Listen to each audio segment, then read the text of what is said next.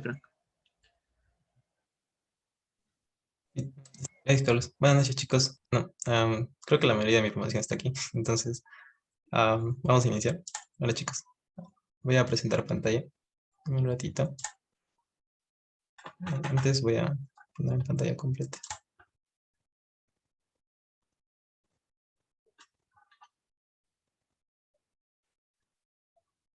Esperemos un rato. Ya.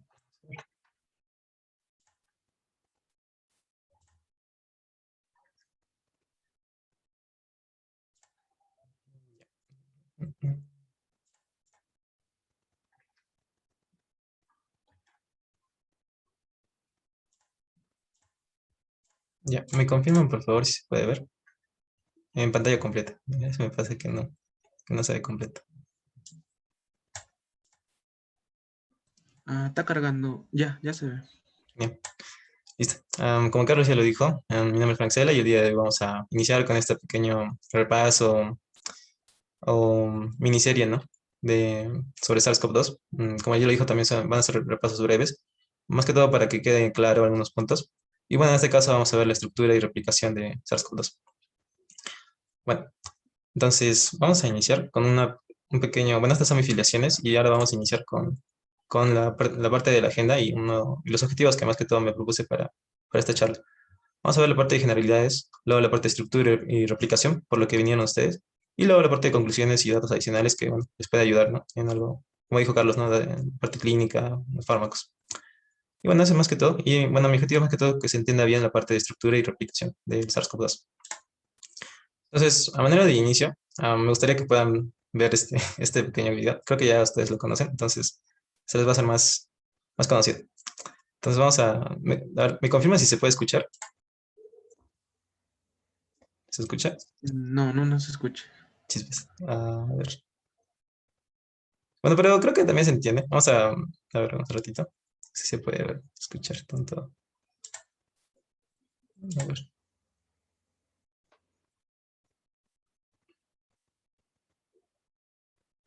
Si no lo pueden ver en el link que está aquí. Pero vamos a ver un ratito.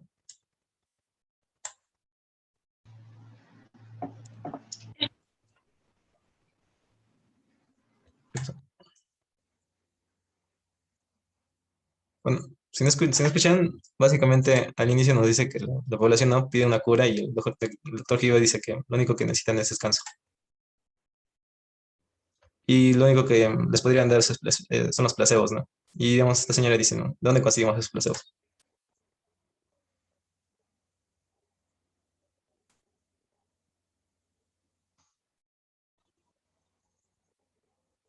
Y al final, pues, se que genera un caos total y ya, pues, al final un hombre, una abeja y se la come, ¿no? Y dice que está curado. Lo puse esto para, digamos, tal vez para que ustedes puedan participar. No sé si esto les recuerda algo de la actual pandemia. Pueden escribirlo por el chat o pueden prender su micro.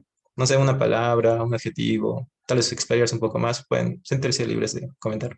Para hacerlo también más interactivo esta parte, ¿no? Lo que se les venga a la mente. Hola Frank. No entendí muy bien a qué te querías referir. A ver si puedes repetir. Sí, después de este video, tal vez no se escuchó bien, pero digamos, el video que les proyecté hace un ratito, ¿qué les hace recordar, digamos, durante la pandemia?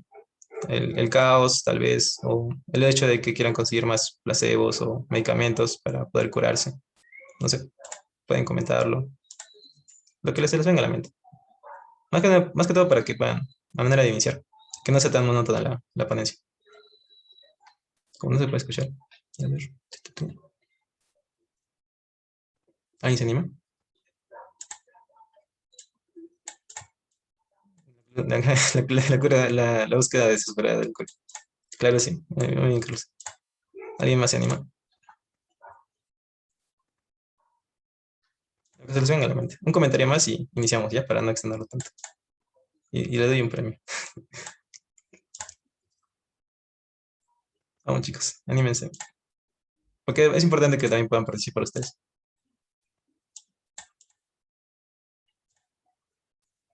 Tenemos un comentario más. Vamos a ver. de Carlos. Es de Carlos. Sí, igual no sé, siéntense libres. Si quieren también pueden mandármelo por interno. Y creo que el Zoom tiene esa opción para mandárselo por interno al host, entonces no pueden hacerlo. O también ya en general la pandemia, ¿qué cosas les ha traído? No sé, fake news, ah, no sé, lo que ustedes quieran. Un comentario más y ya para no extenderlo tanto. Si no los llamo. Se les venga a la mente. Ujú. A ver, un ratito. Y si se me pausa un ratito el video, me avisan porque he tenido dificultades durante el día con la computadora.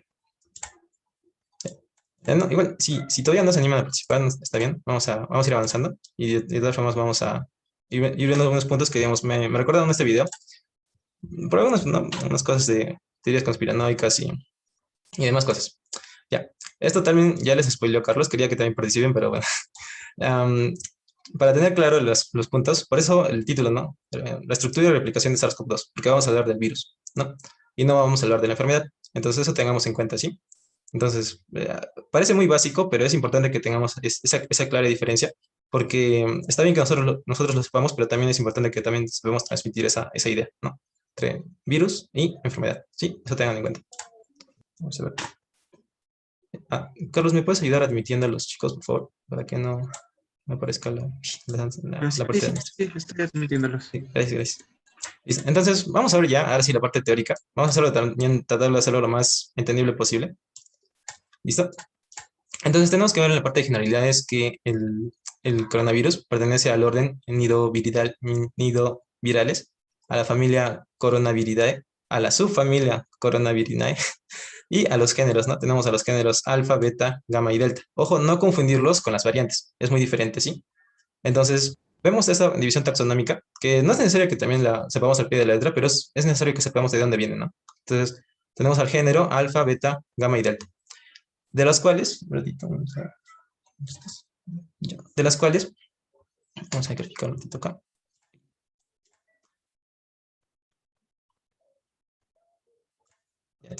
No, no es. Bueno, ya. Tenemos que la gamma y la delta no se encuentra evidencia que afecte a las personas, sino más que todo a los animales. ¿Sí? Entonces, eso tengamos en cuenta para, digamos, enfocarnos más que todo en la parte de beta y alfa. ¿Sí? Entonces, en la parte de alfa y beta vamos a encontrar diferentes linajes, de los cuales del especial interés es obviamente el SARS-CoV, el MERS-CoV, y bueno, nuestro personaje principal, ¿no? En esta ocasión sería el SARS-CoV-2. ¿Sí? Entonces, ¿por qué estoy mencionando todo esto?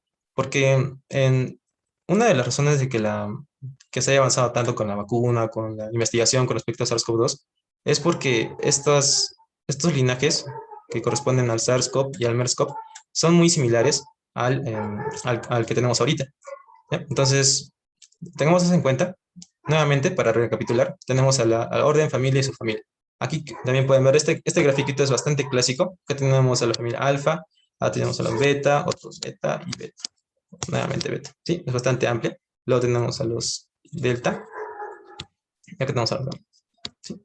Entonces, aquí vamos a ver, digamos, este grafiquito les van a mostrar bastantes veces y es importante que ustedes lo sepan. Ya que tenemos al MERS, acá tenemos, al MERS, acá tenemos al SARS-CoV y bueno, también en el género beta tenemos al SARS-CoV-2. ¿Sí? Ahora, ¿qué es importante saber de esta parte? Que, como ya les dije, una de las razones de que las vacunas se hayan, digamos, desarrollado de manera tan eficaz es porque el SARS-CoV y el MERS-CoV también comparten similitudes con el SARS-CoV-2, alrededor de un 80%. Vamos a tratar de ponerlo acá. A usar la imaginación. Y vamos a tener que es una similitud de un 80%. ¿Sí?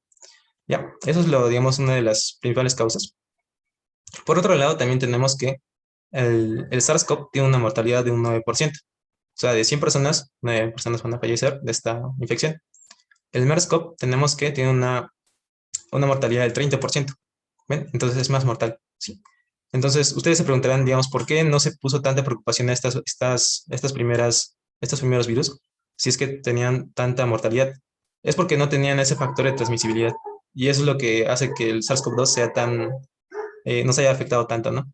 Porque el SARS-CoV-2, en lo que tiene, vamos a colocarlo acá ya, SARS-CoV-2 grande.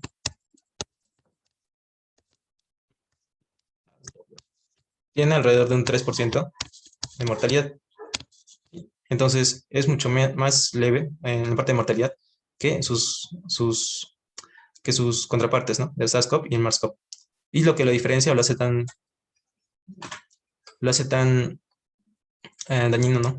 Es la parte de transmisibilidad, ¿no? A diferencia de estos dos. Eso tengamos en cuenta, es lo primero que tenemos que saber. Una vez ya entendido esta parte, vamos a avanzar. Que tenemos el origen. También nuevamente recurro al video, se recurre más que todo al pánico, ¿no? De la población y de las personas en sí. Entonces, uno no sabe también el origen del virus.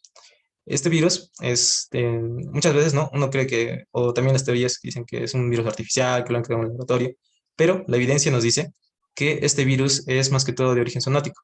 Es decir, que hay un murciélago, tenía una estirpe de SARS-CoV, y bueno, lo ha contagiado a un animal intermediario y lo ha pasado a las personas. ¿Sí? Igual que los otros coronavirus. Por ejemplo, tenemos el SARS en el 2002, fue el CIVET, el camello en el MERS-CoV, claro, en el MERS-CoV en el 2012.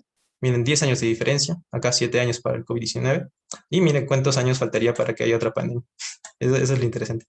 Ya, ¿alguien sabe cómo se llama este animalito? Porque le han atribuido este, como hospedero intermediario del murciélago al hombre. ¿Alguien sabe cómo se llama? Ah, muy bien, Anthony, pangolín. Ya, Anthony, o alguien en general, los que están en la sala, ¿saben cuál es la característica distintiva? Muy aparte de que también puede ser un sospechoso, ¿no? De ser un hospedero intermediario. Tienes un mamífero, ¿ya? Les ayudo con eso. ¿Alguien sabe cuál es otra característica? Es casi lo único que en el mundo que tiene esta característica. Acá pueden verlo también. Uy, ahí está. ¿Se animan? Así como el ornitorrinco es único también. El pangolín tiene una característica única. Tiene estas cositas de acá. Sus escamitas. Es el único mamífero que tiene escamas. Bueno, también detalles, ¿no? También para que ustedes puedan estar informados. Ya. Y bueno, también encontramos que esta del virus. Bueno, Carlos mandó una asistencia. Pueden llenarla, chicos. Y bueno, este virus, bueno, el virus que infectaba al murciélago, del pangolín al humano, tenemos que hay una similitud de un 96%. ¿Sí? Eso también es importante. Y tengan en cuenta eso. Uy, creo que no. Ahí está, 96%. ¿Sí? Entonces, eso en general. Vemos que es un virus de origen zoonótico. Y bueno, vamos a ver, viendo cómo es que varía, ¿no? Cuántos años pasan hasta la siguiente pandemia. Lo más interesante. Vamos a ver. Entonces, vamos a continuar. ¿Y por qué les digo esto? Muy aparte, ¿no? De ya distinguir el origen artificial, las teorías que siempre se nos presentan, es el hecho de que ante, nuevamente, el hecho de que la población tenga bastante temor hacia el virus o lo que pueda ocasionar, es que se generan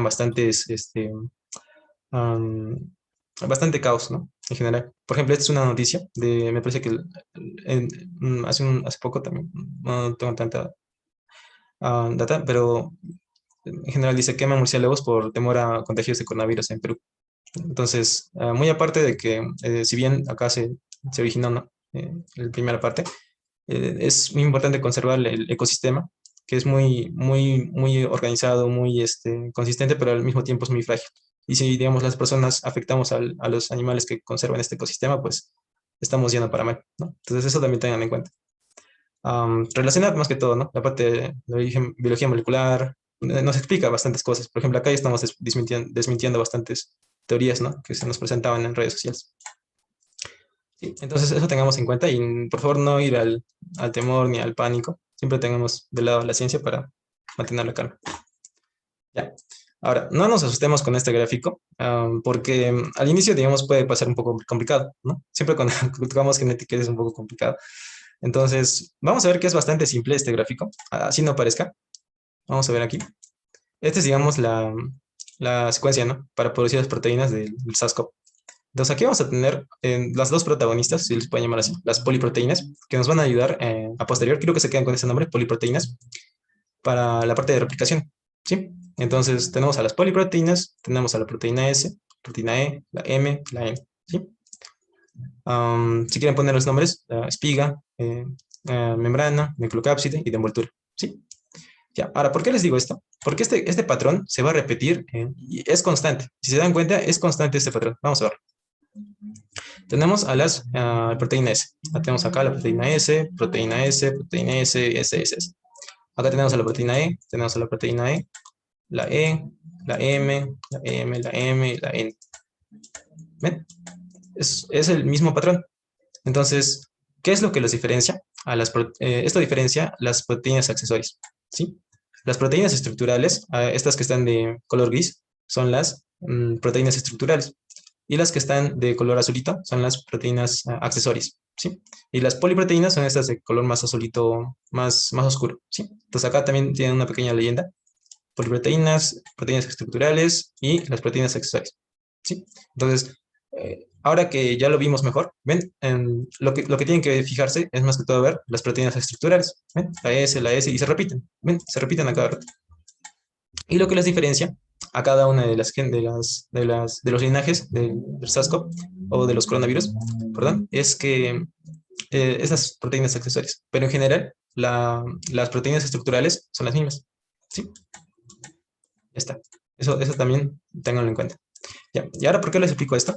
Porque nuestro coronavirus o SARS-CoV-2, perdón, vamos a ver que tiene lo mismo. Tiene acá las poliproteínas S, E, M y N. ¿Ven? Entonces es bastante simple, ¿no? Allá ya simplificamos este gráfico. ¿Ven? Entonces es bastante accesible de entender. Acá también vemos de manera general la E, la proteína E, la S, la N y la N. ¿Sí? Entonces, listo. Entonces este gráfico que a mí nos parecía un poco complicado, al menos de una manera se simplificó, ¿no? Siempre vemos las proteínas estructurales. A ver, vamos a continuar. Y aquí una vez más vamos a ver las poliproteínas, lo que les dije. Acá solo en SARS-CoV-2, SARS-CoV y MERS-CoV. Entonces, poliproteínas, proteína S, proteína E, proteína M y proteína N. Lo mismo en cada una de estas. ¿Ven? Lo mismo. Entonces, nuevamente les digo que, digamos, se han estudiado estos dos primero, porque ya se tenía evidencia antes, y eso también ayudó a entender mejor este coronavirus. Entonces, eso es también lo importante, ¿no? Del antecedente científico para poder entender lo siguiente. ¿Ya? Entonces, ya vimos más que toda la parte de estructura y, no, bueno, la parte de generalidades. Y ahora vamos a ver, propiamente dicho, la estructura. Aquí ya les traje una imagen más bonita para que se pueda entender mejor. Pero antes veamos esto, ¿no? Que al inicio también de la pandemia se decía, ¿no? Que el coronavirus no existe, que nadie lo ha visto, ¿no? Entonces aquí también vemos una fotografía del coronavirus. Aquí está. Que ojo, no lo hemos visto así con nuestros propios ojos, pero para eso está la ciencia, ¿no? Que nos se comparte y podemos tener estas imágenes tan agradables, ¿no? Y más entendibles y poder ver la estructura en macro del virus. Y ahora vamos a ver las proteínas estructurales que también les estaba mencionando anteriormente. Entonces, la principal vamos a tocar al final. Entonces vamos a tener aquí al ARN monocatenario, ¿sí? Aquí va a estar, acá está, monocatenario. Y vamos a tener que hay una proteína que está junto a este ARN, que se llama la nucleocápsida, o la proteína N, ¿sí? Va a estar junto al ARN monocatenario. Por otro lado, tenemos a la proteína de membrana, o M también, la proteína de envoltura. Y bueno, acá están, ¿no? Vamos agrandándonos un poquito. La E, la M, la N. Y acá está el ARN monocatenario. ¿Sí? Entonces, ahí están las que ya les mencioné. Claro que hay más, pero esas son digamos, las estructurales que ya les mencioné. Y vamos a ver ahora a la que siempre... no, perdón. La proteína S. ¿Sí? Esta proteína S tiene bastantes nombres, pero en general es esa. También pueden llamarle espícula. Voy a tratar de escribirlo mejor. Espícula, otro nombre, espiga. Espina también escuché. Entonces, tiene bastantes nombres, pero en general, si quieren abreviarlo, tienen la proteína S. Si alguien sabe otro nombre, también puede mencionarlo por el chat. También es bienvenido. Pero en general, podemos llamarla como proteína S o spike en inglés. Listo. Entonces, vamos a ver que esta se une al receptor de la AC2 o EK2, como quieran llamarle. Este receptor va a tener afinidad, ¿no? Por la espiga o por la proteína S. Y va a haber una unión, pero no es el único. Vamos a tener otro receptor que ya tiene un nombre más complicadito, que es el TMPRSS2. ¿Sí? O también podemos llamarlo serin proteasa transmembrana tipo 2. ¿Sí? Entonces, ¿qué va a hacer esto? Va a descomponer la proteína espiga en la subunidad 1 y subunidad 2. En la subunidad 1 vamos a encontrar al famoso RBD, que es el dominio de derecha para izquierda, ¿no? De dominio de unión al receptor. ¿Sí? Entonces, bueno, la B de binding, ¿no? En inglés. Pero en general, dominio de unión al receptor. ¿Sí? Entonces, eso es lo que va a pasar, ¿no? Y va a ser que el mismo virus pueda ingresar a la célula. Entonces, tenemos a dos, ¿no? A la receptor del AC2 y a la serin proteasa transmembrana tipo 2. Sí, eso es lo importante. Vamos a continuar. Listo, ya vimos la estructura. Y ahora vamos a ver cómo es que el virus entra a la célula, hace su proceso de síntesis y bueno, pasa por exocitosis y infecta a otras células. Vamos a verlo también otra vez. Tenemos acá al receptor AC2, viene el virus, este verdecito es la proteína S, y vamos a ver que, como les dije, va a tener afinidad y se van a unir. También tenemos a la sarin proteasa transmembrana tipo 2, y lo que va a hacer, lo que les dije, va a descomponer en subunidad C1 y subunidad S2. Claro, S1 y S2, perdón. Y vamos a ver que va a tener esa afinidad y vamos a ver que va a unir el virus y va a pasar a la célula por un endosoma. Ya téngame paciencia con la poligrafía. Ya, tenemos el endosoma, se formó el endosoma. Y vamos a ver una liberación del genoma viral. Y aquí, ojo que van a estar nuestros ribosomas, van a hacer esta traducción y nos van a dar las poliproteínas. ¿Sí? Lo que les dije antes, ¿no? Las poliproteínas. Estas poliproteínas van a sufrir un proceso de proteólisis. Y como su nombre lo dice, no son poliproteínas, son varias proteínas. Y van a descomponerse con el proceso de proteólisis. Y estas van a producir el proceso de replicación del RNA. ¿Sí? Entonces, vamos a tener que va a haber tanto una producción de RNA como de las proteínas. Estas proteínas, lo que les dije, ¿no? La M, la E, las accesorias, la S, van a pasar al retículo endoplasmático y van a estar produciéndose, van a estar aquí, van a estar aquí ensamblándose la M, la S, la E. Y por otro lado tenemos a la proteína de nucleocápside. Y si se acuerdan, yo les dije que esta está unida al RNA. Entonces esta va junto con el RNA y se forma nuestra nucleocápside. Entonces una vez ya en el aparato de Golgi, se juntan nuestras proteínas y también nuestro RNA con la nucleocápside y vamos a tener nuestro ensamblaje viral. Tenemos la maduración del virus y bueno, al final tenemos la exocitosis.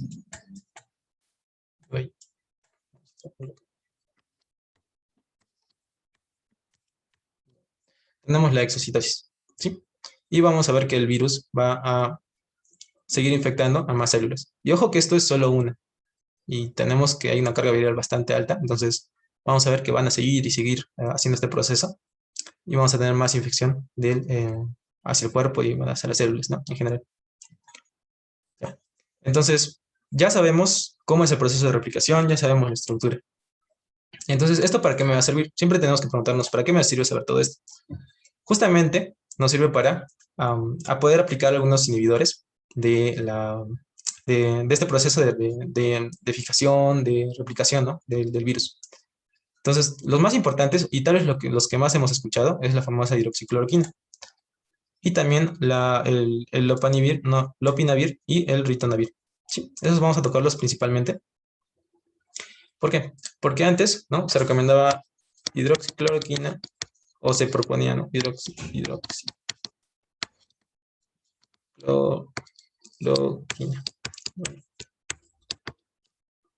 con acitromicina.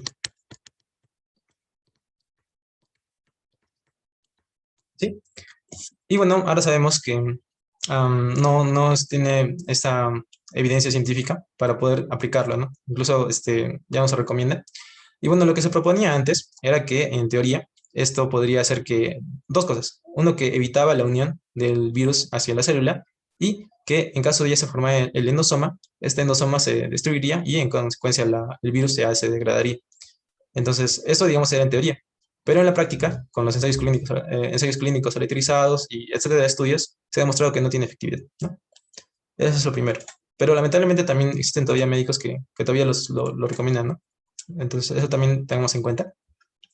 Y por otro lado tenemos al ritonavir, que también, les adelanto que también se encontró evidencia que no que mejora. Pero lo que hacía era inhibir a estas poliproteínas y, bueno, evitar el proceso de traducción, ¿no? Y de producción del genoma viral, del RNA de replicación. Entonces, estas, digamos, son las más importantes. Podemos ver diferentes. La cloroquina también aquí, también tenemos al remdesivir, que también siguen estudios, hasta donde tengo entendido. Y bueno, vamos viendo que hay diferentes tipos de fármacos que inhiben cada una de las, desde la unión hasta la parte de replicación. Pero estos, digamos, los escogí porque son los más importantes y los que más hemos escuchado. Entonces, los tengamos en cuenta. También se han propuesto, al inicio también, por este año, a nuevos métodos, digamos, de inhibición. Por ejemplo, tenemos a los que mimetizan a la proteína, al dominio RBD, ¿no? Entonces, como tiene alta afinidad por el S2, se unen y evitan que el original, ¿no? Estos son miméticos, el original del virus, ya pueda unirse a estos, ¿no? Acá, ya, evita la unión. Por otro lado, también tenemos a anticuerpos fragmentados que también hacen esa misma tarea, que se unen a la C2 y evitan la unión del virus hacia la célula. Sí, eso es más que todo para evitar la unión del virus hacia la célula. Otro método también que se propuso es que ya no se inhiban los receptores, sino que se inhiban a los dominios de unión del virus. Entonces acá tenemos a anticuerpos que se unen a los dominios de unión y pues ya no hay esa unión hacia la célula hospedera y bueno, también se podría evitar, ¿no? Entonces también siguen estudios y ya bueno, ya. Aquí también para repasar, también lo anterior también era para repasar. Entonces aquí vamos a seguir viendo, ¿no? Cómo es que, eso es otro grafiquito, también me pareció muy bonito para poder mostrarles. Y más que todo vamos a ver la parte de replicación, ¿no? Acá tenemos la fijación, tenemos la formación del endosoma, tenemos la parte de replicación, tenemos la formación de las proteínas estructurales, pasamos para la maduración del virus y pasamos para la exocitosis. Pero como vemos también lo que les dije antes, ¿no? Existen diferentes maneras de poder inhibir cada uno de estos aspectos. La más famosa es la hidroxicloroquina y otros fármacos, ¿no? Entonces, eso más que todo para que lo tengan en cuenta. Y ya casi vamos por las 3/4 partes. No quiero tampoco extenderme mucho. Y también quiero explicar la parte de cómo es que funciona la respuesta inmune con la parte, ¿no?, de la replicación. Muchas veces, bueno, sabemos que lamentablemente alrededor de un 1% de la población tiene estas complicaciones de la famosa cascada inflamatoria, etcétera, de cosas. Entonces, vamos a ver cómo es que pasa esto. Lo mismo que les enseñé antes, ¿no? La fijación, la serimproteasa transmembrana, el AC2, vamos a ver la replicación. Y lo que normalmente pasaría es el proceso de piroptosis, que, bueno, es un tipo de destrucción celular, pero esta se caracteriza por una alta inflamación, ¿no? Entonces, vamos a ver que el contenido viral, en teoría, se podría eliminar de esa parte. Entonces, también vemos que hay los estripes celulares que atacan a estas células infectadas, son las células T, macrófagos y monocitos. Y hay un feedback positivo en lo que es la inflamación, ¿sí? Entonces, ¿qué es lo que pasa en una persona sana y en una persona, bueno, en un gran porcentaje de la población y en un pequeño porcentaje de la población? En un gran porcentaje, felizmente, se tiene que hay una respuesta de los macrófagos y neutralizando al virus. Tenemos también los anticuerpos que inactivan al virus. También tenemos que el virus en sí no sale de la célula que va a ser eliminada. También en sí hay una respuesta coordinada de nuestras células inmunitarias ante lo que les dije, ¿no? El proceso de replicación, ¿no?, del virus y en general, ¿no?, para que no salga de la célula. Y vamos a tener que hay una eliminación correcta de las células infectadas, también tenemos una inactivación mediante anticuerpos, también tenemos una inflamación mínima, y eso es lo que idealmente o mayormente encontramos, ¿no? ¿Y qué pasa? Es lo que pasa con un pequeño porcentaje de la población, que bueno, es lo malo, ¿no? Que también al mismo tiempo que tenemos una respuesta inmune coordinada, también tenemos estas deficiencias, ¿no? Entonces, cuando no es controlada o no es bien controlada, tenemos la famosa tormenta de citoquinas, ¿sí? Y bueno, no hay una neutralización de los anticuerpos. En consecuencia, vamos a tener una inflamación descontrolada, vamos a tener una gran cantidad de monocitos, macrófagos, células T, una tormenta de citoquinas, que ya les dije, y diversas maneras de complicaciones que vamos a encontrar en nuestros pacientes. Y bueno, eso es lo que, digamos, pasaría, ¿no? En las respuestas celulares inmunes. Ya, esta es ya la última parte, tampoco también para detalles, porque eso también tiene que ver un poco con la parte celular. Muchas veces hemos escuchado la parte de variantes, entonces, en general, eso también tiene que ver con la parte estructural del virus, que siempre van a sufrir mutaciones para adaptarse.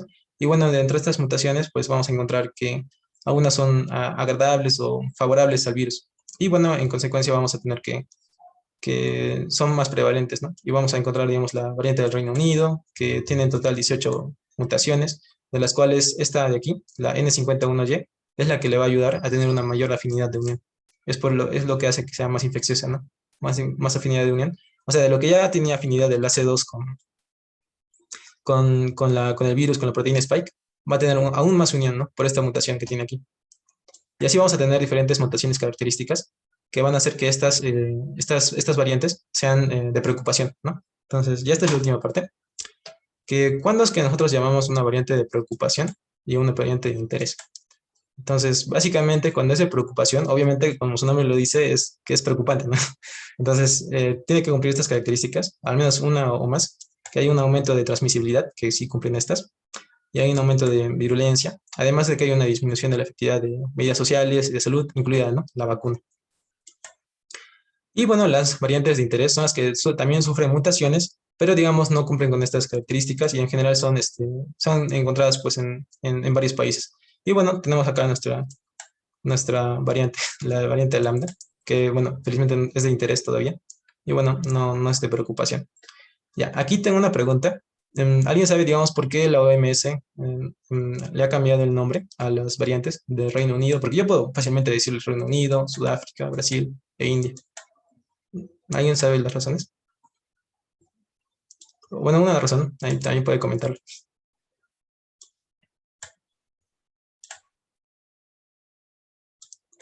Ya, la pregunta era si alguien sabe cuál es la razón de que hayan cambiado el nombre, digamos, de variante del Reino Unido hasta a la variante alfa, beta, gamma, delta. ¿Alguien sabe? Claro, muy bien, Roel. Es para diferenciarlos más fácil porque yo no lo voy a llamar variante B117 o también variante de Reino Unido. Es más fácil decirle alfa. Así, esa es una razón. ¿Alguien sabe otra? Y es un tema actual también en la sociedad peruana. Exacto, exacto, muy bien, Carlos. Es para evitar básicamente el estigma. Porque, digamos, si yo le digo a la variante de la India, lo que dijo Carlos, es que se encontró aquí primero, más no es que es la única o de aquí la crearon o de aquí es donde viene la variante así específicamente. Es que aquí se encontró primero. Y por otro lado, también como dijo Carlos, es para evitar la estigmatización, porque yo no le puedo decir la variante india y digamos, en general la población causa ese estigma, ¿no? En la población, discriminación, etcétera, de cosas. Y bueno, incluso antes de las variantes con el coronavirus, el SARS-CoV-2, vimos, ¿no?, de bastante discriminación por la población oriental en general, ¿no? Entonces, más que todo esas dos razones, para evitar la estigmatización, para hacerlo más fácil de hacer un llamado, ¿no?, a las variantes. Y bueno, para ¿no?, aclarar esa parte de que esas fueron, digamos, descubiertas en este país, más no fueron creadas en ese país, no fueron, digamos, ese tipo de teorías, ¿no? Que causan más que todo miedo en la población, en las personas. Sí, entonces eso tengamos en cuenta. Y bueno, con eso ya acaba la presentación. Espero que haya sido de interés para ustedes. Y bueno, esto es ya, antes digamos, de terminarlo así completamente, no sé si tengan alguna pregunta con respecto a estos puntos.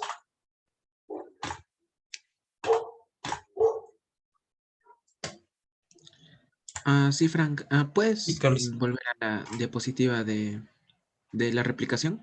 Sí, sí, a ver. A la replicación. Y ya está. Ya sí, sí, ay, ya está bien. Ah, ese receptor, el TMPRSS2, ¿hay fármacos también en pruebas que traten de inhibir a ese receptor o no? Más o menos qué Sí, tipo. justo acá está en la siguiente diapositiva, me parece. Acá está. Estos de aquí, me parece que están Ya. en prueba.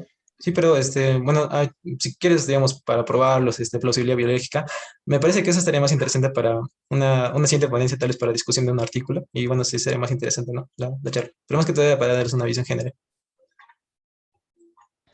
Sí, justamente hago la pregunta. No, no me había fijado, pero sí, hago la pregunta porque en todo el proceso de replicación, en lo que se imaginen en cada pasito, siempre hay fármacos, al menos en lo de COVID, han aparecido fármacos para todo, para tratar de inhibir cada pasito de la replicación que bien explicado Frank.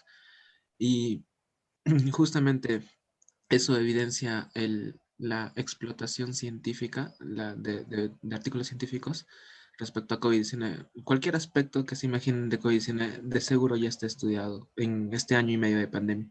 Y principalmente ha empezado con estos fármacos que tienen cierta plausibilidad biológica, pero que al final, al terminar los estudios clínicos, por ejemplo, en un ensayo clínico aleatorizado de un montón de gente, más de 1000 de muestra, por ejemplo, se demuestra que de estos 100, por ejemplo, 100 fármacos que se creen que tienen plausibilidad biológica, o sea, que tienen alguna vía que puede inhibirse dentro de la replicación del SARS-CoV-2, por ejemplo, 100, aproximadamente solo 7 pasan los estudios clínicos y aproximadamente de esos 7, solo 2 o 3 son aprobados finalmente.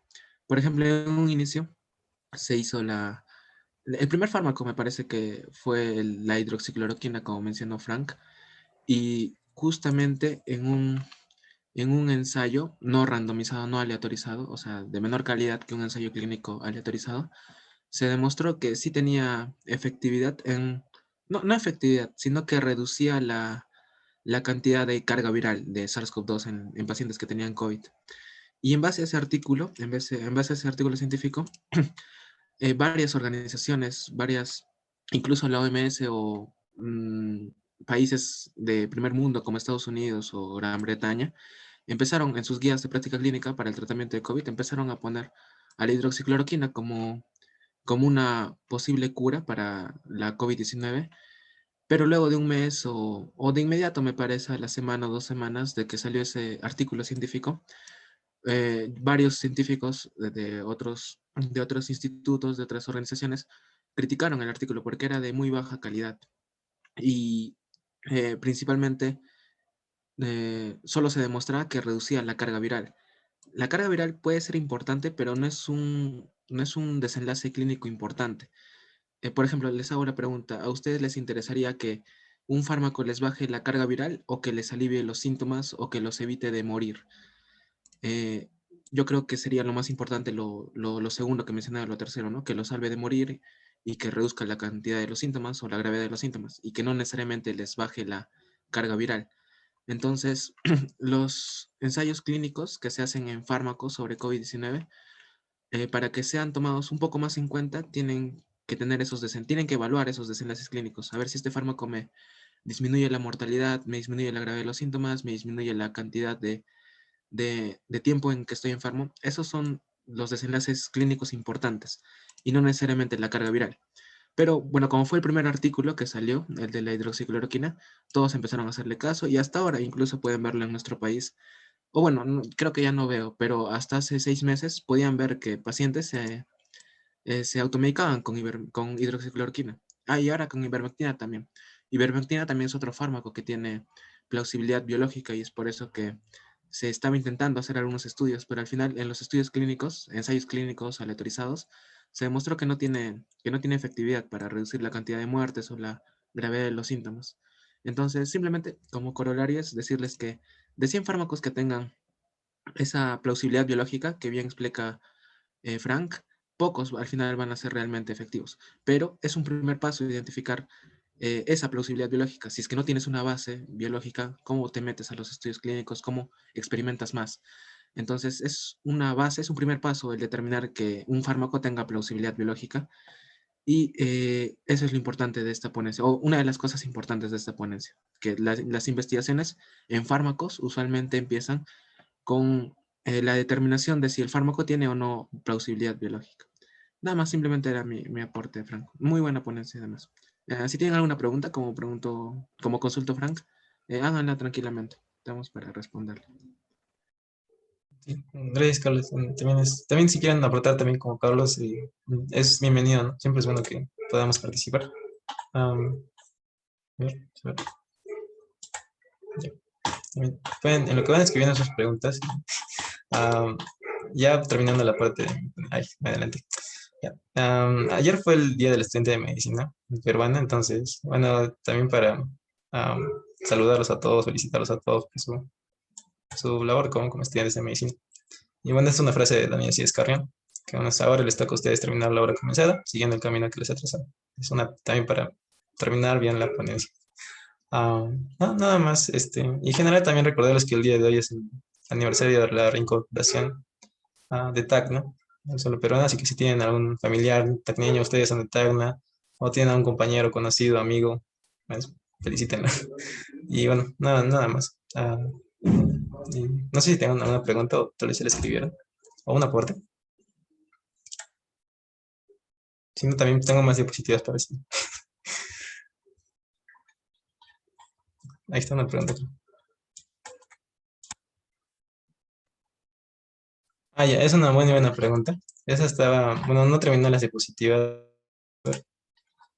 porque, digamos, en general, al menos cuando estaba haciendo la revisión bibliográfica, encontré que hay una variación. O sea, ahorita voy a salir de aquí. Ahí, un ratito para poder proyectarles mejor esto. Ya, acá está. Creo que está. Deme un ratito. Ay, se salió. Ya. Pero en general, hay una mutación de la variante Delta, que es la B681R. Bueno, al menos es la que yo encontré, que es la que se hace más énfasis y, bueno, pues digamos, la posible mutación que hace que sea más transmisible. ¿Sí? Recuerden que, digamos, en la variante Delta, aparte, digamos, que disminuye la eficacia, ¿no? de las vacunas. También lo que es esta mutación es la que hace, digamos, que sea más transmisible. Y, digamos, es lo que la hace más peligrosa. Entonces, también existe la teoría del R0, ¿no? O sea, el nivel de transmisibilidad, de replicación, no, sí, de transmisibilidad. Y bueno, tenemos que es alrededor de un 8 a 9. Era un R de 8 a 9. A diferencia del que teníamos originalmente, que era de 3 a 4, si no me equivoco. Entonces, más que todo es la parte de transmisibilidad. Y eso también tal vez algo que quería aclarar, es la parte de eficacia. Dame un ratito. No, eso ya es lo último, tampoco para cansarlos. Vamos a ver, que también me parece muy interesante. Ya, eso es pequeñito, ¿sí? Entonces, en la vacunación vamos a ver que siempre, ¿no? Existe el término de eficacia, efectividad y eficiencia. La eficacia es cuando nosotros vemos en condiciones de teoría. En teoría eso podría funcionar, ¿no? Y tiene una eficacia. Entonces, digamos, cierta vacuna podría tener una eficacia de 95%. Pero en la realidad vemos que este porcentaje disminuye en la parte de efectividad. ¿Y qué es lo que hace la variante Delta? O bueno, las variantes que tienen estas variantes de preocupación hacen que esta efectividad disminuya aún más. Y ojo, esto no le quita, digamos, la efectividad, o sea, la descarta totalmente como preventivo, sino que únicamente lo que hace es disminuir. Y es lo que pasa porque es una mutación. Entonces, también eso tengan en cuenta al momento de que les diga que hace inservible las vacunas, ese tipo de cosas que les digan, ¿no? Entonces, únicamente lo que hace es disminuir la efectividad porque es una mutación, ¿sí? Bueno, ya hay otros temas de eficiencia, ¿no? Que es con costo-beneficio. Pero ya eso, digamos, lo importante es ver la eficacia, la efectividad. Sí, la eficacia es en teoría, efectividad en práctica. Eficacia siempre va a ser mayor porcentaje, porque es en teoría, y en efectividad, en la realidad, siempre va a ser un menor porcentaje en la parte de vacunas. ¿Sí? Ya. Yo voy a explicar un poco más, pero digamos, no quería extenderme tanto porque sí va a ser un poco más largo, pero bueno, también si quieren preguntar algo más, también pueden hacerlo.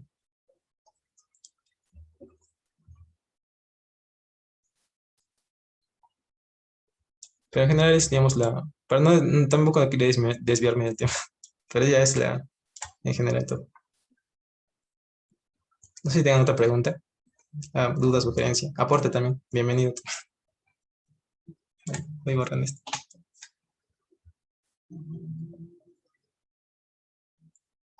Ahí no se olviden de llenar la asistencia. Muy importante.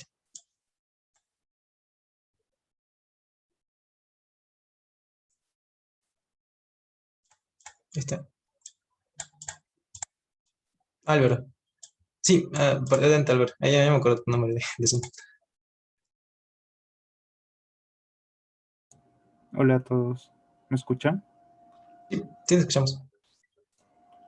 Vuelves a la diapo de justo la que te pidió Carlos. Ya, a ver.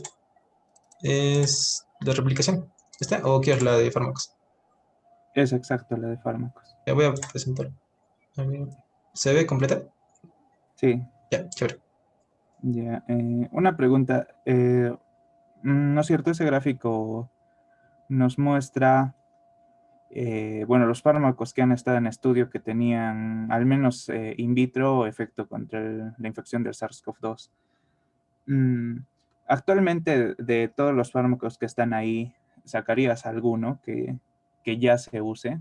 O sea, que ya no esté, o sea, que ya esté permitido usarlo, aprobado. Mm, aprobado no me atrevería a decirlo. Por ejemplo, estos de aquí ya los dije que digamos, no están con la evidencia, pero el Remdesivir me parece que todavía sigue en estudios. O sea, no se puede afirmar que no es efectivo, pero me parece hasta donde dice la revisión que está en estudios con los ensayos clínicos autorizados y siguen en proceso. Entonces, este podría servir para siguen estudios, me parece. Pero en general estos, hasta donde tengo entendido, ¿no? No sé si has revisado otra bibliografía, Álvaro. Sí, sí, muy bien, Fran. Eh, o sea, está bien, estabas bien hasta el Remdesivir, ¿no? Porque sí, o sea, el Remdesivir era el de los que estaban, o sea, sí era el que podías sacar, pero es que en realidad el Remdesivir sí ya está aprobado por la FDA, Ah, ok. o sea, ya se puede utilizar. Eh, pero solo el Remdesivir se puede utilizar, pero solo se recomienda en pacientes hospitalizados que requieran oxígeno, pero que no requieran unidad de cuidados intensivos, ¿ya? O sea, en ellos sí se puede utilizar, es en los únicos que está aprobado, ¿ya? Entonces, de esos, de los que están ahí, podríamos, como te digo, sacar el Remdesivir. Ese sí ya está aprobado, o sea, ya lo podemos usar. La evidencia nos dice que sí. Solo Ah, en esos casos. Hasta ahora solo en esos casos. Aún no hay estudios para otros casos, ¿no? Es en lo que sí he estudiado y es en lo que has mencionado. Y no hay evidencia suficiente para usarlo en otros casos. De ahí otra pregunta. Con respecto a la, ¿cómo se llama esta cosa? Eh, Se me dio el nombre. La ivermectina. La ivermectina es un caos los estudios en realidad. Y, o sea, es cierto que al principio decíamos, sí puede funcionar. Luego se dijo, no, no puede, no, no funciona, ¿no? Y en realidad actualmente todavía no se sabe. O sea, los estudios son tan contradictorios que, por ejemplo, en las guías del NIH eh, te dicen, no tenemos evidencia ni para recomendar ni para no permitir, ¿no? Ni en contra. No tenemos evidencia ni a favor ni en contra suficiente para recomendar o no el uso del ivermectina. Así que la NIH simplemente dice, todavía no sé, puede que sí, puede que no. La, la Sociedad Americana de Infectología dice, sí, mejor no usar, pero te aclara que tiene muy poca evidencia en contra, ¿no? Pero te dice, mejor no uses, pero por si acaso tengo muy poca evidencia para decirte eso, ¿no? Y es que cada vez salen estudios más contradictorios, ¿no? Por ejemplo, no sé, creo que fue hace 2 meses que salió un estudio en el que la ivermectina sí reducía, o sea, al final clínicamente disminuía la mortalidad, disminuía los síntomas, pero solo si se aplicaba tempranamente, o sea, era como prevención. Pero otros estudios también lo niegan, entonces la ivermectina todavía sigue siendo muy contradictoria, ¿no? Por ejemplo, eh, no, como te digo, la NIH, por ejemplo, ni siquiera se atreve a decir sí o no, porque no se sabe, pues, no, los estudios son muy contradictorios en ese caso. Ahora, con respecto a las complicaciones de la ivermectina, pues, pues obviamente no. Todo fármaco puede tener un efecto negativo, ¿no? No necesariamente, pero muchas veces sí. Y el problema son las dosis, ¿no? Porque... Ah, ya, claro, claro, Carlos. ¿Termino de decir lo de las complicaciones o quieres hablar sobre eso, sobre las complicaciones? Ya. Bueno, solo decía que, bueno, como todo fármaco puede haber complicaciones, ¿no? Lo que siempre buscamos en esa traslación de lo que es de la ciencia básica a la clínica es que, bueno, pues in vitro puede funcionar, pero ¿qué tal si las complicaciones son mayores que el efecto beneficioso, ¿no? Entonces, ¿para qué lo usamos? El problema más que todo es que las dosis, al menos in vitro, que se estudiaban en ivermectina eran altas, ¿no? Entonces, pudiendo ocasionar ya en la clínica un efecto tóxico, ¿no? Entonces, ese es el problema, ¿ya? Entonces, si al final vas a tener esos efectos tóxicos y lo que vas a lograr para mejoría clínica no es suficiente para, por así decirlo, eh, para perdonar, entre comillas, esos efectos tóxicos que estás generando. O sea, si al final solo vas a generar, así sean pocos efectos tóxicos, pero no vas a generar ningún beneficio, no tiene sentido utilizarlo, ¿no? Entonces, por eso todavía se sigue estudiando. La ivermectina sigue siendo bien rara, ¿no? Y bueno, después iba a decir otra cosa, pero de otra diapo, así que mejor hable Carlos en este momento. Ya, ya, sí, gracias, Álvaro. ¿Me permites compartir pantalla un ratito, Frank? Sí, ya, todo tuyo. Ya, a ver dónde está. Acá está. Ya, ¿se puede ver? Está cargando. Ya, está. Ya, como pueden ver acá, como dice Álvaro, respecto a muchos fármacos, la NIH, el Instituto Nacional de Salud de los Estados Unidos, su guía de práctica clínica, no se atreve a decir si tiene, bueno, dice que no tiene evidencia para contradecir o para recomendar, pero en esos casos en los que no se tiene evidencia para contradecir o recomendar, ahí la recomendación es no darlo. Así que esa siempre es la recomendación, porque todos los fármacos tienen efectos adversos, todos, absolutamente todos. Entonces, si no tienes la seguridad de que los beneficios, en este caso, no sé, la disminución de los síntomas o la disminución de la probabilidad de muerte, si en este caso los beneficios no superan a los efectos adversos o a los perjuicios, es mejor no darlo. Entonces, como no tenemos evidencia, por ejemplo, en la ivermectina, justamente la NIH sí dice eso, no, ya hay bastante evidencia en ivermectina sobre si sirve o no para la COVID. Y, por ejemplo, acá se puede ver acá, ivermectina para el tratamiento de COVID-19, una revisión sistemática y metaanálisis de ensayos clínicos controlados aleatorizados. Una revisión sistemática y metaanálisis, más o menos el resumen de todos los ensayos clínicos aleatorizados, un resumen estadístico, ¿ya? Que al final te dice, por ejemplo, si un ensayo dice que sí cura, sí permite, sí reduce los síntomas, sí reduce la probabilidad de muerte, y otro ensayo te dice que no, otro ensayo te dice que sí, otro ensayo te dice que no, y así. Otro ensayo dice, no hay diferencia, no podemos recomendar, no estamos a favor ni en contra, ¿ya? Entonces, en base a eso, se hace una revisión sistemática para resumir, para tratar de comparar todos esos ensayos clínicos y llegar a una conclusión en base al análisis de todos esos ensayos clínicos. Entonces, por ejemplo, para ivermectina han analizado 10 ensayos clínicos, ¿ya? ¿Y qué es lo que concluyen al final? Ivermectina no es una opción viable para tratar pacientes con COVID-19. Esta es una revisión sistemática, como hay otras varias de ivermectina. Como les digo, es un resumen estadístico de los resultados de los ensayos clínicos aleatorizados. Ya, y en base a estas revisiones sistemáticas, usualmente es en lo que se basan las guías para recomendar o no algún fármaco. O si no, las instituciones también hacen sus propias revisiones sistemáticas, ¿ya? En este caso, como menciona Álvaro, en ivermectina ya hay bastante evidencia y la mayoría de la evidencia apunta en que sí, no hay, la evidencia es contradictoria, pero hay más para el lado de que no se puede recomendar, ya en base a la evidencia, no que no haya evidencia, ni nada, sino en base a la evidencia, mejor no recomendarlo, porque ya hay evidencia y más algunos ensayos apuntan a que sí sirve y otros apuntan a que no sirve, y en las revisiones sistemáticas, en ese resumen que les digo, más apunta a que no sirve. Entonces, para ivermectina sí me parece que hay eso. Pero para otros fármacos, por ejemplo, colchicina o el nafamostat que mostraba también Frank, no hay revisiones sistemáticas, no hay ensayos clínicos con una muestra grande. Entonces, sobre ellos sí no hay evidencia. Entonces, igual la recomendación es no darlo. La recomendación es no darlo porque no hay evidencia. En cambio, en ivermectina es no darlo porque la evidencia indica que no sirve para el tratamiento. ¿Ya? Pero en otros fármacos la recomendación es no darlo porque no hay evidencia, así como menciona Álvaro también.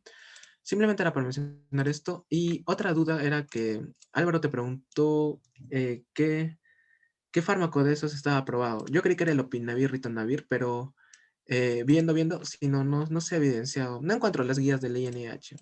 Deberían ser fáciles de encontrar, pero no se encuentran fáciles. Acá está, pero pucha, Sí, hasta ajá, estas son por todo exactas. esto. Tenía un cuadrito, me parece, estas guías, un cuadrito resumen donde estaba todos los fármacos que habían para COVID-19 y ahí su recomendación. No, Por acá debe estar. el cuadrito es el de la Sociedad Americana de Infectología. No, también esta guía tiene su cuadrito también. Ah, debe ser, debe ser. No me acuerdo el cuadrito de la Pero sociedad. es difícil de encontrar. Ponle, Ya, ponle sí, view nada guidelines, más. ponle view guidelines, o guidelines, como se diga. Ahí donde estabas bien. A ver, a ver. Ahí dale envío. Ya, Ah, ya, sí, acá está, creo. ah, No, espera. no, sube. Mira el PDF porque esa es la cosa. Ahí pon full guideline en el PDF. Ah, ya, sí. Sí, ahí se ve mejor porque esa cosa se me entrever. A ver.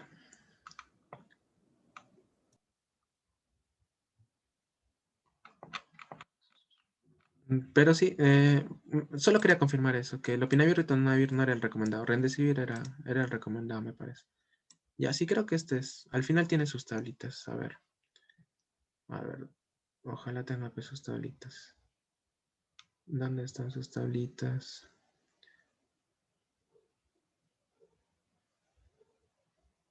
Acá están sus tablitas. Sí, y son varios fármacos. Por ejemplo, a ver, veamos uno. El lenicilumab, que es un inhibidor del factor estimulante de colonias macrófagos granulocitos. Así, aparte de la replicación de la vía de replicación del COVID, hay varias otras vías que tratan de ser, que son sensibles o en las que se puede intervenir. Por ejemplo, esto supongo que será para calmar la cascada inflamatoria que hay en COVID crítico, ¿no? Que mencionó también Frank, en una disregulación del sistema inmune. Eso se llama, o conduce a una tormenta de citocinas, a un estado inflamatorio, que incluso se le llama sepsis viral, eh, sobre todo en pacientes COVID críticos. Y supongo que algunos fármacos también tratan de inhibir esa tormenta de citoquinas. Por ejemplo, la colchicina, que también sirve para la gota, de seguro han escuchado. Ya, estos inhibidores del factor estimulante de colonias macrófagos granulocitos, de seguro por ahí van, no estoy seguro. Pero ya, por ejemplo, mira, se ha intentado en ensayos clínicos a esta dosis. ¿Y cuál es su recomendación?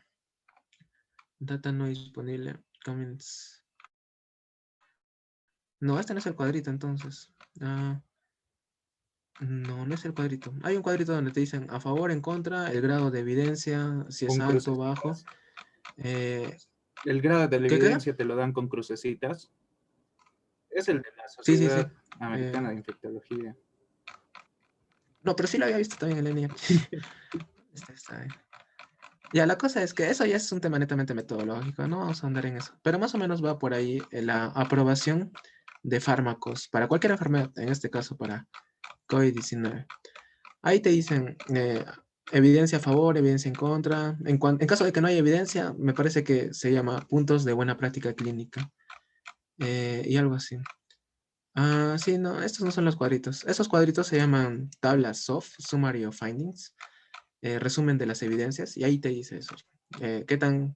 Si están a favor o en contra y qué tan seguros están de su recomendación a favor o en contra.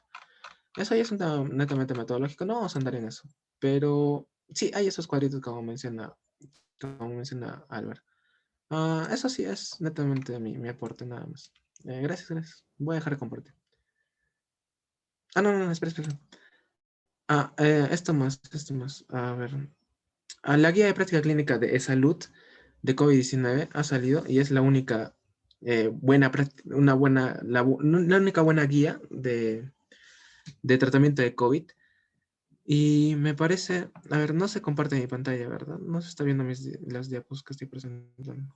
Sí se ve. Solo tu Google. ¿Así se ve? No, se ve tu Chrome, se ve. Sí, solo el Chrome. Ah, ya, no. A ver, diapos, acá está. Ya, por ejemplo, de seguro han escuchado de una guía de práctica clínica de salud. También hay una del MINSA, pero me parece que no está bien hecha. La de salud es mejor. Y bueno, también se basan en las guías internacionales de práctica clínica. Y por ejemplo, acá, como pueden ver, acá lo único que recomiendan, esta guía lo único que recomienda, al igual que lo único que recomienda la NIH, es el tocilizumab en pacientes con enfermedad severa o crítica y proteína C reactiva mayor a 75 miligramos por litro. Luego los demás fármacos no los recomiendo. Acá dice, no brindar para el manejo de COVID, antibiótico-terapia, dentro de ellas es citromicina, ivermectina, hidroxicloroquina, citromicina, colchicina, remdesivir, plasma de convalecientes, acetilcisteína, antiagregantes plaquetarios, estatinas, vitamina C y vitamina D. Eso es lo que recomienda la guía de práctica clínica de salud, que ha sido basada en las guías de NH, de otros países de Australia, de Gran Bretaña. Y lo único que recomienda es eso, el tocilizumab y la oxigenoterapia, pero obviamente si no le haces al paciente oxígeno se muere. Entonces, y los corticoides. Eso es lo único que recomienda, me parece, la guía de práctica clínica de salud. Entonces, simplemente para que tengan de conocimiento general, que muchos de los fármacos no están siendo aprobados y mejor no automedicarse porque siempre tienen efectos adversos los fármacos. Nada más. La voy a dejar de compartir.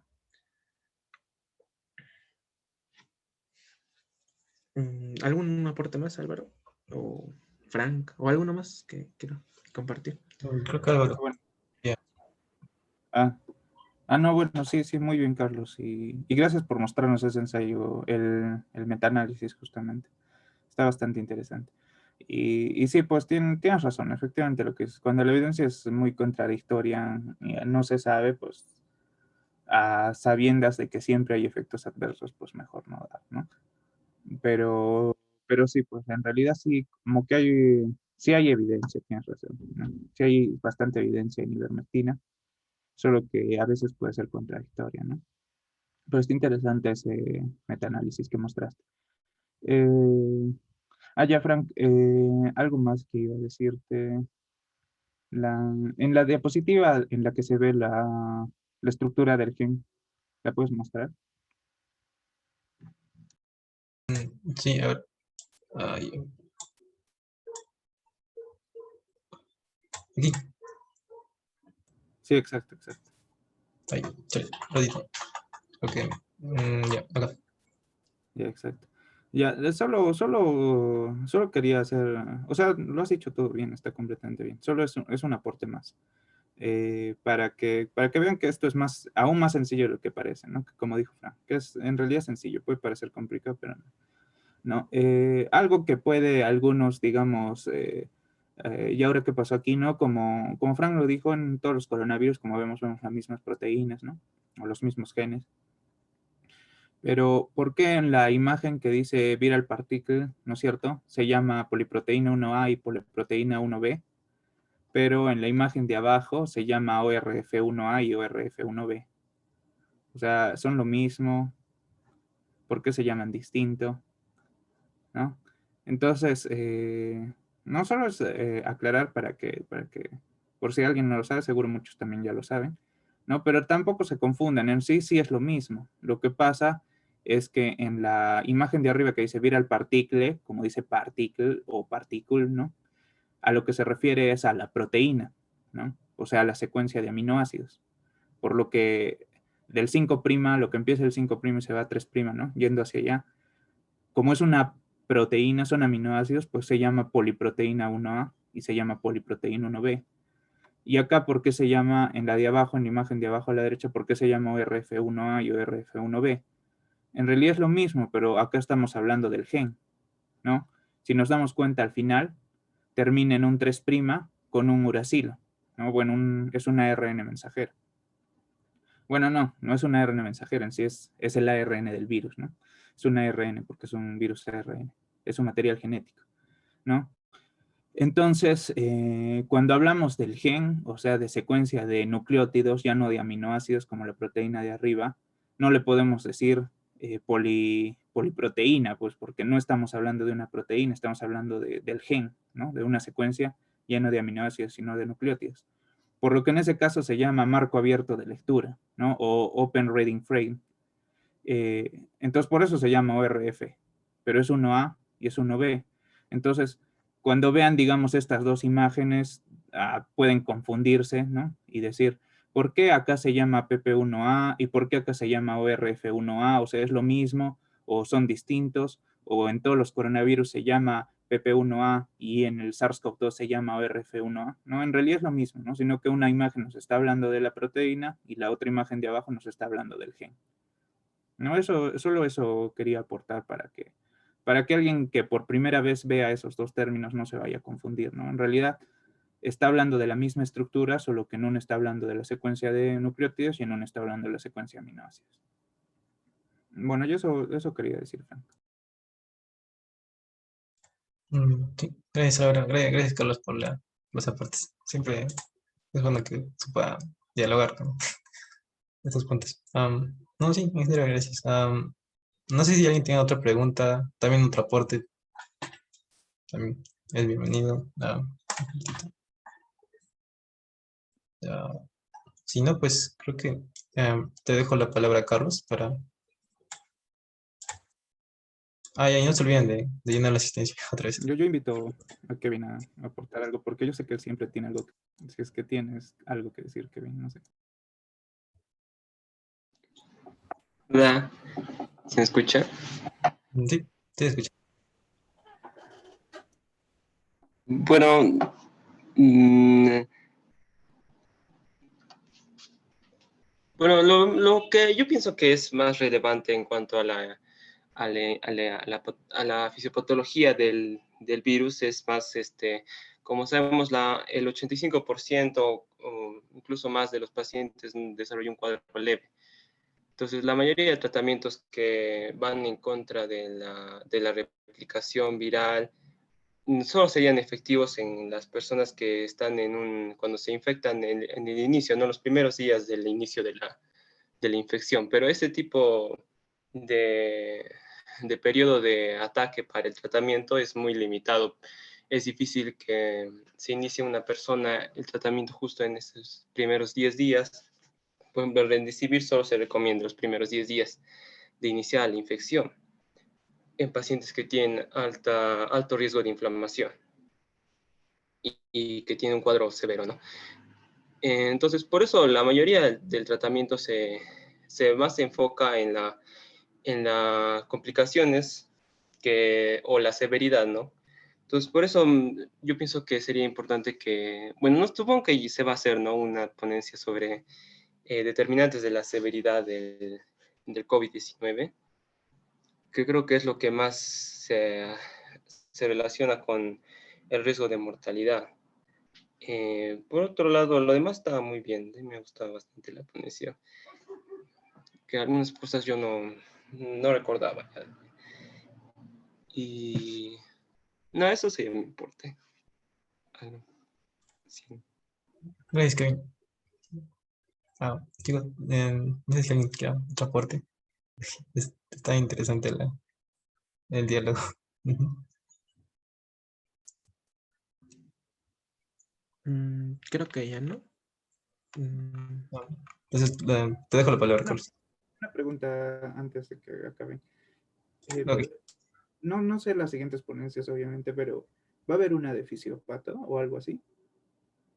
la miniserie consistía en ponencias cortas de algún aspecto de la enfermedad, no necesariamente todos los aspectos, sino uno que otro. Yo estaba pensando en sí, fisiopato, pero también me estaba animando por otro tema de las variantes, aunque ya lo tocó parcialmente Frank. Pero aún hay ponencias libres, si deseas, o solo preguntaba si es que había. Me acordé de algo justo interesante, que es más una curiosidad que otra cosa, pero no sabía si decirlo ahora o si lo iban a decir después. Bueno, pero lo digo antes de que me olvide porque cuando leía coronavirus me pareció bastante interesante.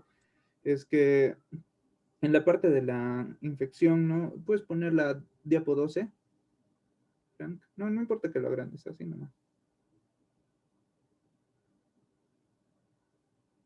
Ahí está, ¿Ya? exacto. Bien. Exacto. Hay una cosa bastante interesante, es que en las infecciones por el SARS-CoV-2, y bueno, en general el SARS también, ¿no? El SARS-CoV, el original, que de ahí también se hizo las observaciones, pero que en estos coronavirus muchas veces se encuentran en la histopatología células multinucleadas, ¿no? Y es que es interesante que esa es una forma de evasión también de la respuesta inmune, porque como vemos, ¿no? La spike se une al receptor de angiotensina 2, del enzima convertidor a angiotensina 2, perdón, de la enzima convertidora de angiotensina, ¿no? Y bueno, junto con el TMPRSS2, ¿no? Y al final se hace una endocitosis, ¿no? Y prácticamente la misma membrana exterior del virus, la membrana externa que ha sido formada de otra célula, ¿no? Previamente infectó, se une y deja el material genético libre, ¿no? Y al momento de empaquetar, como vemos, estas spike prácticamente en la parte superior izquierda se unen a la membrana plasmática de la célula y forman esta evaginación, ¿no? Donde se mete el genoma viral y termina de evaginarse y sale la nueva partícula viral, ¿no? Pero estas células multinucleadas que se han encontrado, ¿por qué se dan? Porque a veces, ¿no? Una de las formas del virus que tiene para no estar en el extracelular nadando, ¿no? Y que lo detecten tan rápido o que se le peguen más anticuerpos más rápido, ¿no? Estas spike que quedan, como ven, arriba a la izquierda, que quedan, ajá, no, más a la izquierda, ajá, exacto, que quedan en la membrana, en la superficie, pues como están ahí las spike, si hay otra célula a su costadito que tiene un receptor de enzima convertidora en angiotensina, pues se puede unir, ¿no? Exactamente, igual lo puede reconocer. Y entonces ambas membranas celulares se van a unir y se van a volver una sola célula, ¿no? Binucleada en este caso. Y así se pueden unir dos o tres, ¿no? Teniendo más maquinaria celular para reproducir más el virus, sin tener que haber salido el virus de la célula y buscar otra célula para infectar, ¿no? Puede infectar a la de su costado sin necesariamente haber salido, teniendo más maquinaria celular para poder reproducirse, ¿no? Entonces, es más que todo una curiosidad o algo así, pero me acordé justo ahora y antes de que se me olvide quería mencionarla, ¿no? De las diversas formas que tiene el virus de evadir el sistema inmune y justo es una de esas, ¿no? No es que tanto lo evada porque, bueno, se le puede pegar un anticuerpo, ¿no? Ese spike que está encima de la membrana, pero al no estar en el citoplasma, pues es más difícil que lo agarre, por ejemplo, una presentadora de antígeno, ¿no?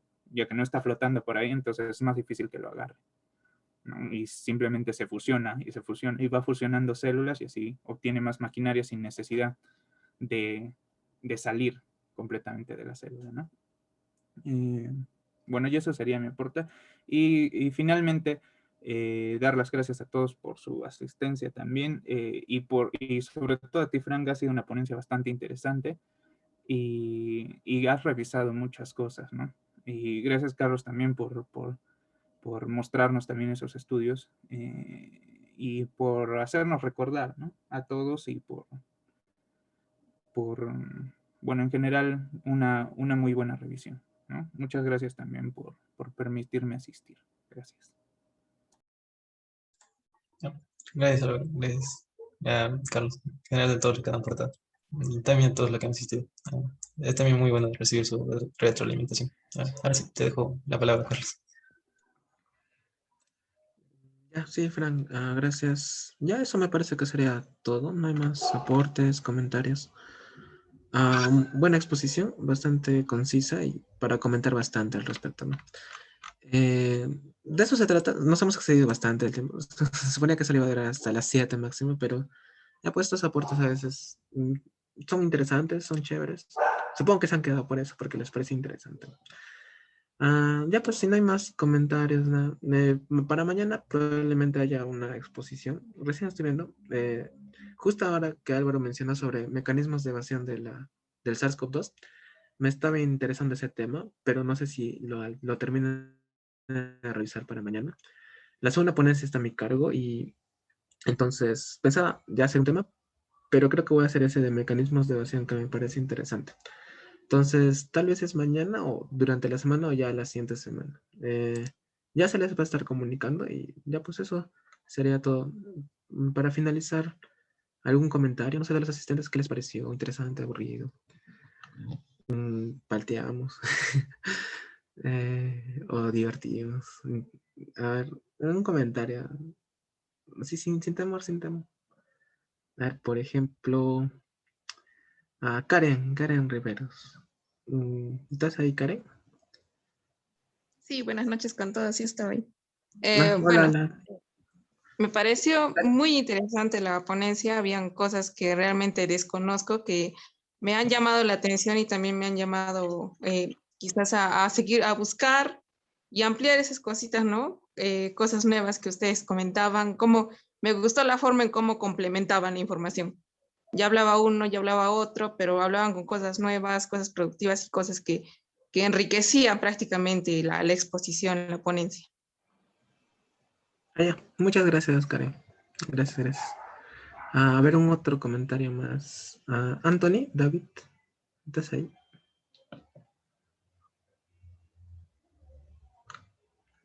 ¿Algún comentario que puedas dar? O si no, no hay problema también. Sobre qué te pareció la exposición, la ponencia, el comentario, el diálogo. Estuvo bueno. Un hombre de pocas palabras.